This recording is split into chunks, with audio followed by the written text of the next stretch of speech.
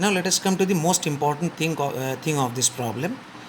How to compute the values of x. That means how to compute the deviation of any time period from the mean time period.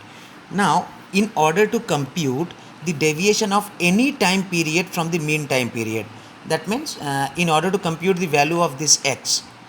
For example, if we want to compute the value of x for this time period 2005, then first we need to identify how much deviated this time period is from the mean time period, or in other words, what is the distance of this particular time period from the mean time period. That will be the value of x, this x, for this time period. But for doing that, the first thing we need to do is to identify the mean time period among all the given previous time periods. Among all these time periods, which one is the mean time period? Now, let me explain this in one very important. Explain this with one very important statement. Among all these time periods, the time period which has got equal number of time periods on its either side, or in other words, the time period which has got equal number of time periods on each of its side is the mean time period for this given problem. Now, for example, here if I consider this time period 2009, the year 2009, if you look carefully, you will find that 2009 has got equal number of time periods on its either side. For example, on its upper side, it has got 4 different time periods: 2008, 2007, 2006, 2005. 4 different time periods: 1, 2, 3, and 4. Similarly, on its bottom side, it has got 4 different time periods: 2010, 2011, 2012, and 2013. 1, 2, 3, and 4. So, among all the given time periods, 2009 is that time period which has got equal number of time periods on each of its side. 4 on this side and 4 on this side. So, for this given problem, 2009 is the mean time period, and deviation of any of the remaining time periods should be calculated from 2009. For example, 2005 is deviated from 2009 by an amount of 4 years, or in other words, the distance of 2005, or in other words, the distance of 2005 from 2009 is 4 years. Similarly, randomly or arbitrarily, if we pick or consider any time period from this list of given time periods, for example, let us consider the time period 2011. The time period 2011 is at a distance of 2 years from this mean time period 2009, because 2011 comes 2 years after 2009. Now, let me tell you one very important thing. See, for 2005, the value of x is given as minus 4. The value of x has been computed as minus 4. Why it is minus 4?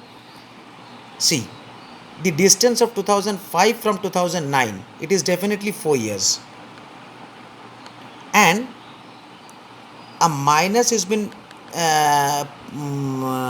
shown here because of a separate reason. See, 2005 appears 4 years prior to 2009. I mean 2005, please wait a minute. 2005 is 2005 comes 4 years earlier than 2009. That means 2005 comes 4 years before 2009. Therefore, a minus sign is being used here. Similarly, if you consider 2011, then 2011 is at a distance of 2 years from 2009.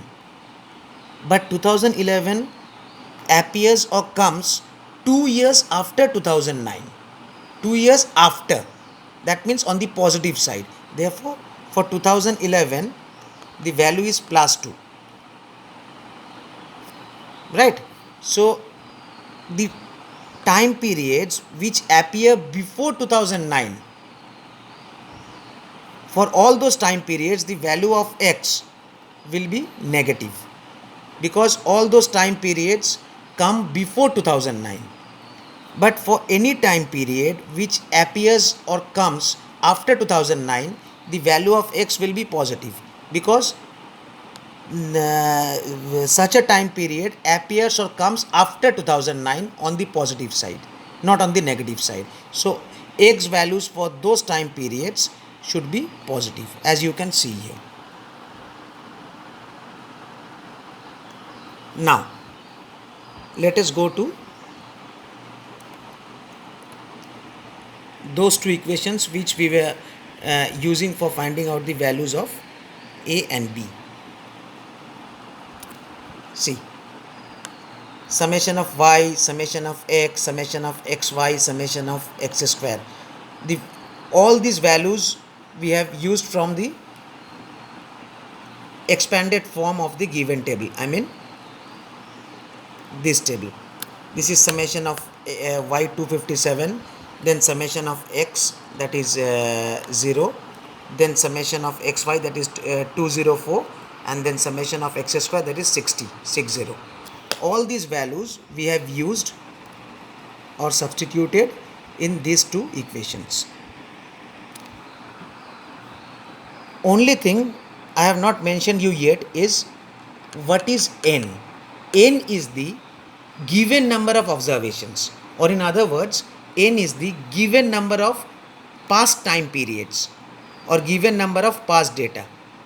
If you look carefully at the first column of the given table, you will find the given number of previous time periods is 9. 1, 2, 3, 1, 2, 3, 4, 5, 6, 7, 8, 9. So this 9 is the value of n for this particular problem. That's why we have used 9 as the value of n in both in this equation. I mean in the first equation here we have used 9 as the value of n. So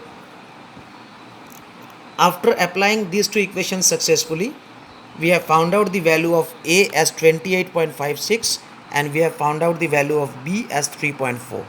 Now these two values, value of a and this value of b, we will next substitute these two values in the basic regression equation, this one, the straight line equation, a and b. And after substituting these two values of a and b, after putting these two values of a and b, finally we are getting this equation. Now this is the equation which is to be used for predicting or forecasting or estimating the future sales or future demand. I mean the sales or demand of any future time period can be estimated or forecasted using this particular trend projection equation or regression equation or straight line equation.